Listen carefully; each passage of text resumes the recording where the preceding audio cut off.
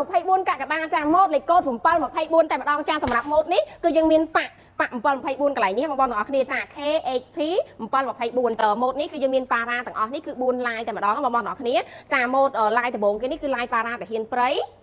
ចានេះឡាយកុងសឺអិតពណ៌ខៀវចានេះកុងសឺអិតពណ៌ទឹកដោះគោ